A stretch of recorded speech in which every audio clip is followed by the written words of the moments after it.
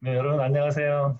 풍성한 삶의 기초 2부 그리스도를 통한 하나님과의 인격적인 관계 세 번째 만남 3장 자녀의 특권을 누리게 하는 고고 성경에 대해서 책을 읽도록 하겠습니다. 성경 읽기의 가장 큰 유익은 무엇입니까? 그리스도인들의 모습은 젖된 아이가 어미 품에 안긴 것과 같습니다. 그렇다면 이렇게 어미 품에 안겨서 무엇을 배울까요? 제일 먼저 어머니를 배워가기 시작합니다. 그리고 아버지를 알아가기 시작합니다. 자녀로서 누리는 가장 큰 특권은 부모를 알아가는 것입니다. 그런데 하나님을 아버지로 부르기 때문에 우리에게 생기는 장애물이 있습니다. 아버지라는 단어에 대한 선입관, 선이해입니다. 저는 제가 제 강의를 듣다가 아버지에 대한 이야기가 나오면 얼굴이 약간 어두워지는 사람들을 봅니다. 아마도 아버지와의 관계가 별로 좋지 않아서일 것입니다.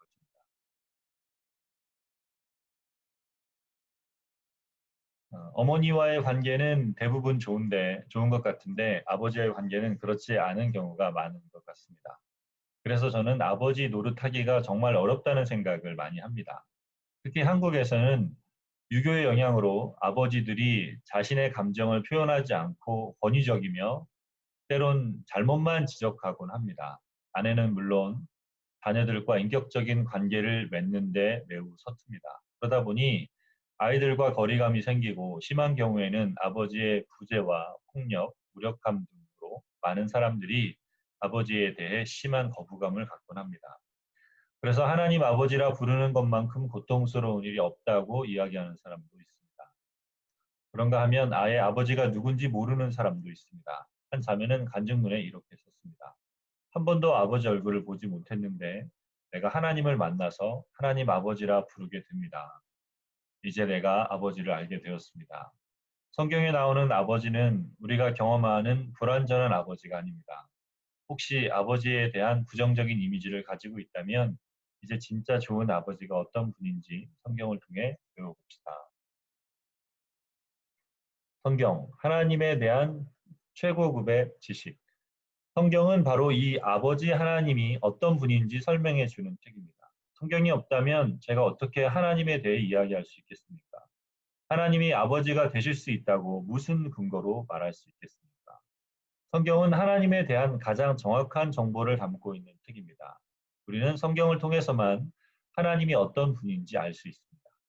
사실 인류 역사에 성경만큼 대단한 책은 없습니다. 성경은 인간 역사의 3,500년 정도를 다루고 있으며 세계국어로 기록되어 있습니다. 1600여 년에 걸쳐 수십 명의 저자가 동원되었습니다.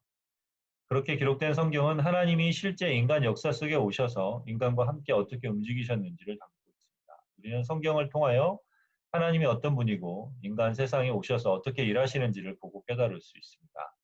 저는 동양 철학도 아주 심오하고 훌륭하다고 생각합니다. 불가나 도가 사상도 매우 훌륭하지만 기독교와 다른 점이 하나 있습니다. 그들은 진리를 깨닫기 위해서, 도를 깨치기 위해서, 해탈의 경지에 이르기 위해서 자기 스스로 수양해야 합니다. 자기를 비우고 잠잠하지 않고 자선하며 하한거와 동한거에는 세상과 담쌓고 들어가 고립된 채 용맹정진합니다. 그래도 진리를 깨달을까 말까 합니다. 그런데 그리스도인들에게는 우리가 알아야 할 하나님에 대한 최고급 정보를 담아놓은 성경이 있습니다. 하나님은 이 성경을 통하여 우리와 소통하셨습니다. 성경이 얼마나 귀한 책인지요. 히브리서 1장 1절과 2절에는 성경을 어떻게 이야기하고 있는지 읽어보십시오. 하나님께서 옛날에는 예언자들을 통하여 여러 번에 걸쳐 여러 가지 방법으로 우리 조상들에게 말씀하셨으나 이 마지막 날에는 아들을 통하여 우리에게 말씀하셨습니다. 하나님께서는 이 아들을 만물의 상속자로 세우셨습니다. 그를 통하여 온 세상을 지으신 것입니다. 히브리서 저자에 따르면 옛날에는 하나님이 예언자들을 통해 그분에 대하여 여러 모양과 방법으로 말씀하셨다고 합니다. 그러나 마지막 때에는 아들을 통하여 말씀하셨습니다. 예수 그리스도가 우리에게 소중한 이유가 여기 있습니다. 이스라엘 백성은 수천 년 동안 광야와 가나안 땅에서 바벨론의 포로로 잡혀갔을 때도 여러 가지로 하나님을 경험하였지만 그분에 대해서는 잘 알지 못했습니다. 그들은 계속해서 하나님을 오해했습니다. 하나님은 인간의 지식과 지혜로 이해할 수 있는 분이 아닙니다. 책으로 쓰여 있어도 이해할 수 없고 계시로 이야기해줘도 알 수가 없습니다. 그래서 하나님이 마지막으로 택하신 방법이 우리와 똑같은 인간이 되시는 것이었습니다. 그분은 예수 그리스도를 통하여 하나님 자신이 어떤 분인지 우리가 이해할 수 있도록 이 땅에 오셨습니다. 우리 눈높이에 맞춰 인간으로 오셔서 우리에게 자신을 소통하신 것입니다. 예수 그리스도가 없다면 우리는 하나님에 대해서 감도 잡지 못했을 것입니다. 그래서 성경이 다 중요하지만 그 중에서도 마태복음, 마가복음, 누가복음, 요한복음이 특히 소중합니다. 이 네 복음서는 예수님을 직접 증언하기 때문입니다. 예수 그리스도가 이제 오실 것이고 왜 그분이 오실 수밖에 없는지를 이야기하는 책이 구약입니다.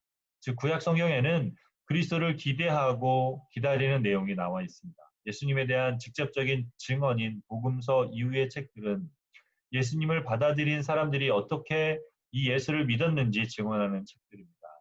또 구약의 예언서 일부와 신약의 마지막 책인 계시록은 다시 오실 예수님이 세상을 어떻게 완전히 회복하실지를 다룹니다. 그러므로 성경 전체가 예수 그리스도를 이야기하고 있습니다. 예수 그리스도를 통해서 하나님 아버지를 알 수 있기 때문입니다.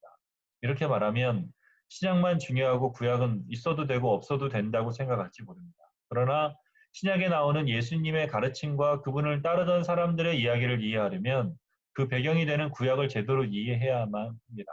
뿐만 아니라 신약은 40에서 50년 사이에 기록된 반면 구약은 수천 년 넘는 역사를 담고 있습니다. 우리는 구약을 통해 하나님이 이 역사의 흐름 속에 어떻게 이스라엘 사람들을 만나시고 세상의 문제를 해결하려 하셨는지를 알 수 있습니다. 그러므로 신약을 통해서 예수 그리스도 안에 자신을 계시하신 하나님을 직접적으로 알 수 있다면 구약을 통해서는 역사 속에서 여러 나라 가운데 일하신 하나님을 알 수 있습니다. 그래서 구약을 읽으면 역사와 사회를 하나님의 눈으로 읽을 수 있는 시각이 생깁니다.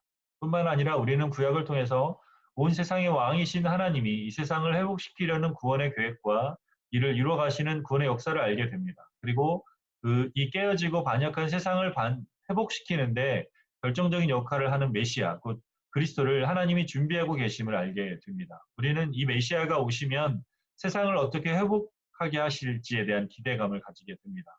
구약과 신약을 관통하는 하나님의 다스림 또는 하나님 나라에 대한 시각이 생깁니다. 따라서 그리스도인들은 신구약 성경을 열심히 읽어서 하나님 아버지를 알아가야 합니다.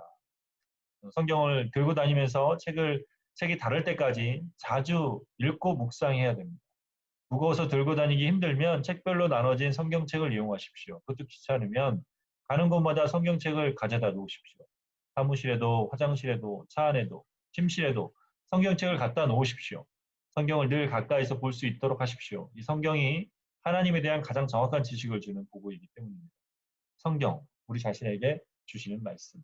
그런데 이 성경은 하나님이 어떤 분이신지만 알려주시는 것이 아니라 하나님이 그리스도인들에게 하시는 말씀이 무엇인지도 알려줍니다. 다시 말해 이 성경을 통해 우리가 어떻게 살아야 하는지를 알 수 있습니다. 히브리서 4장 12절을 읽어봅시다. 하나님의 말씀은 살아있고 힘이 있어 어떤 양날 칼보다 더 날카롭습니다. 그래서 사람 속을 꿰뚫어 혼과 영을 갈라내고 관절과 골수를 갈라놓기까지 하며 마음에 품은 생각과 의도를 밝혀냅니다. 이 본문은 하나님의 말씀은 살아있고 힘이 있어서 활력이 있어서 개역개정에 어떤 양날 칼보다 더 날카롭다고 말합니다. 히브리서가 쓰인 때가 주후 100년쯤인데요. 이때만 하더라도 요즘 흔히 볼 수 있는 날카로운 칼이 없었습니다. 나를 벼릴 수 있는 능력이 없었기 때문에 칼이라 해도 몽둥이와 거의 비슷했습니다. 다윗의 날이 선 칼은 아무나 가질 수 있는 칼이 아니어서 당시에는 최고의 무기였습니다. 아마 히브리서 기자가 오늘날 이 글을 썼다면 양날 칼이 아니라 하나님의 말씀은 힘이 있어서 레이저 빔과 같다 했을지도 모릅니다. 그만큼 아주 예리하다는 뜻입니다. 그런데 이렇게 날카로운 것이 사람의 속을 꿰뚫어서 혼과 영을 갈라놓고 관절과 골수를 갈라놓기까지 한다고 이야기합니다. 우리 속 깊숙한 곳을 쪼갭니다. 성경 말씀은 하나님에 대한 놀라운 지식을 전해줄 뿐 아니라 우리를 쪼개고 우리 속의 문제를 분석하고 우리의 동기를 드러냅니다. 우리를 해부하고 치료합니다. 이것이 말씀의 놀라운 능력입니다. 우리는 이 말씀을 통해서 하나님을 알아가고 하나님을 알아가면서 우리가 낱낱이 해부되고 치유되기 시작합니다. 성경을 읽을 때는 하나님의 성경을 통해 우리와 소통하신다는 사실을 기억하는 것이 중요합니다. 그렇지 않으면 성경이 다른 종교의 경전이나 별 다를 차이가 없습니다. 다른 경전들도 열심히 연구해서 진리를 깨치려 읽습니다. 물론 성경도 그렇게 읽지만 성경에는 아주 다른 측면이 있습니다. 그것은 하나님이 성경을 통하여 오늘 우리와 소통하시는 것을 듣는 것입니다. 따라서 성경은 하나님 말씀을 듣는 자세로 하나님 저에게 말씀하십시오. 제가 듣겠습니다라는 자세로 읽어야 합니다. 그럴 때 성경이 살아서 역사하여 우리의 골수와 관절과 혼을 다 쪼개고 들어오는 놀라운 역사가 있습니다. 초기 우리나라 그리스도인들이 어떤 자세로 성경을 읽었는지 아십니까? 당시에는 성경이 귀에서 성경 한 권 소유하는 것은 대단한 일이었습니다. 그래서 성경을 얻으려면 목욕 재개하고 무릎을 꿇고 읽었습니다. 그분들은 그 이유를 이렇게 고백합니다. 우상을 섬길 때도 새벽에 일어나 목욕 재개하고 정화수 앞에서 정성을 다해 빌었거늘 이제 내가 참된 하나님을 만났는데 어찌 그 정성을 들이지 아니하리요. 오늘날 그리스도인들이 하나님을 친구처럼 너무 가볍고 허물없이 대하는 모습과 비교할 때 옛날 우리 초기 성도들은 정말 아름다운 모습을 가지고 있었던 것 같습니다. 오늘날 그리스도인들이 성경을 읽어도 깨닫지 못하는 이유는 하나님의 말씀을 경청하려는 자세가 없기 때문입니다. 말씀을 읽을 때는 경청하는 자세로 하나님에 대해서 우리에 대해서 뭐라 말씀하시는지 귀 기울여 들으려는 자세로 정성껏 읽어야 합니다.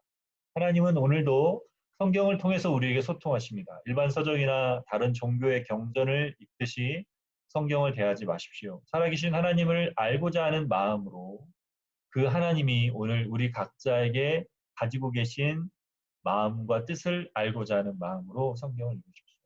하나님을 경외하며 그분께 경청하려는 자들에게 주님은 성령님을 통해 우리를 진리 가운데로 이끌어 가실 것입니다. 묵상 질문. 히브리서 4장 12절을 묵상해 봅시다. 최근에 이렇게 예리한 말씀을 경험한 적은 언제였습니까? 이번 성경에 담겨져 있는 내용은 무엇입니까? 이 성경을 대할 때 당신의 마음은 어떠한지 생각해 보고 바른 태도로 성경을 대할 수 있도록 기도하십시오.